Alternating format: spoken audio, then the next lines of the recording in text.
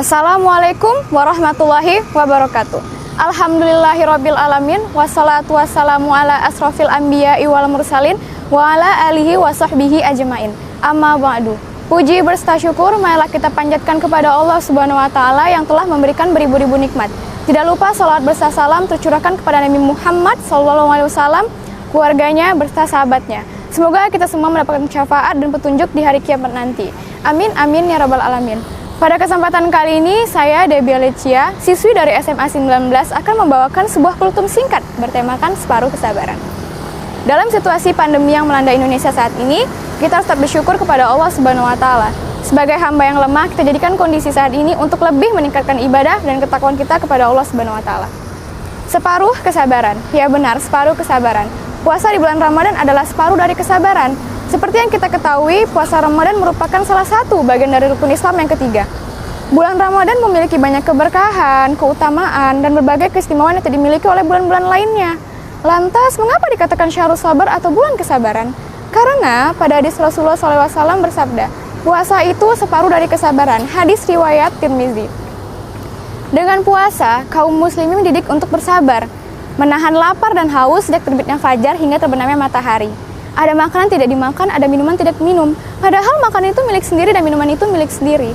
Ia menahan diri untuk tidak mengonsumsinya. Melatih kesabaran memang berat dan terkadang pahit, namun buahnya sangat manis. Sebagaimana Allah firmankan dalam Quran Surat Al-Baqarah ayat 153 yang berbunyi, A'udzubillahi minasyaitonirrajim, Bismillahirrahmanirrahim. Ya ayyuhalladzina amanu sta'inu bis-sabri was-shalah, innallaha ma'as-sabirin. Wahai orang-orang yang beriman, mintalah pertolongan kepada Allah dengan sabar dan sholat. Sungguh Allah berserta orang yang sabar. Tapi sebelum melanjutkan kepada keutamaan yang dijanjikan oleh Allah, mari kita cari tahu apa itu sabar dan apa hakikat dari sabar yang akan kita lakukan tersebut. Yang pertama, sabar. Apa sebenarnya sabar itu? Dalam bahasa Arab, secara bahasa, sabar berarti rodia, ridho, tajallada, mengikat, tahammala, bertahan, ihtamala, menahan, dan menghadapi sesuatu fi hudu' wa itsmi'naan, dalam dan duna syakwa, tanpa berlaga, menjaga lisan dari celaan dan menahan anggota badan dari perbuatan dosa lainnya. Lantas, bagaimana ciri-ciri orang yang sabar?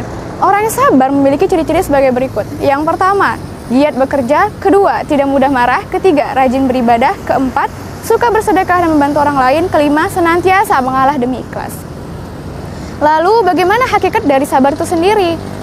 Tidak seperti yang dikira banyak orang, sabar itu menerima segala sesuatu dengan rela atau pasrah tanpa perlawanan.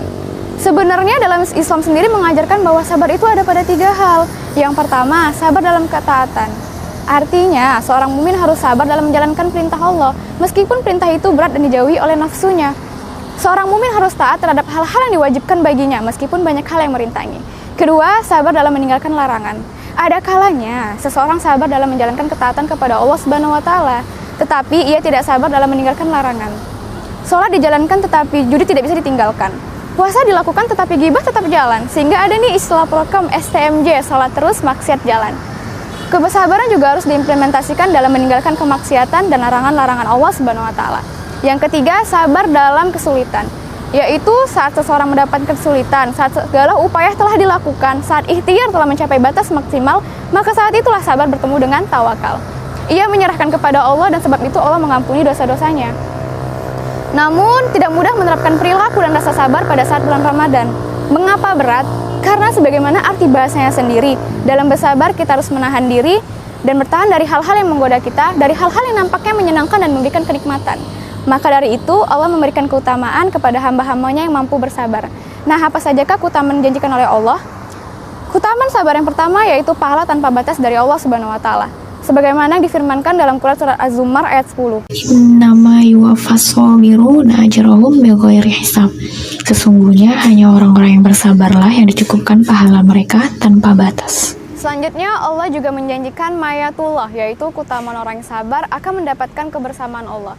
Artinya, orang yang telah sabar akan diliputi dan dinaungi oleh Allah Subhanahu wa taala dengan rahmatnya, perlindungannya, pertolongannya, dan ridhonya. Lalu Allah juga berfirman bahwa sabar itu adalah kunci kebaikan dan dicintai oleh Allah Subhanahu wa taala. Selain banyaknya keberkahan dan keutamaan tersebut, pada saat bulan Syahrul Barokah atau bulan yang penuh rahmat ini, kita juga bisa mendapat keberkahan kesehatan dan jasmani kita. karena Allah akan membalas kecil apapun kebaikan yang kita lakukan pada saat bulan suci ini. Serta puasa yang kita lakukan juga bisa menjadi sebab diampuninya dosa-dosa kita.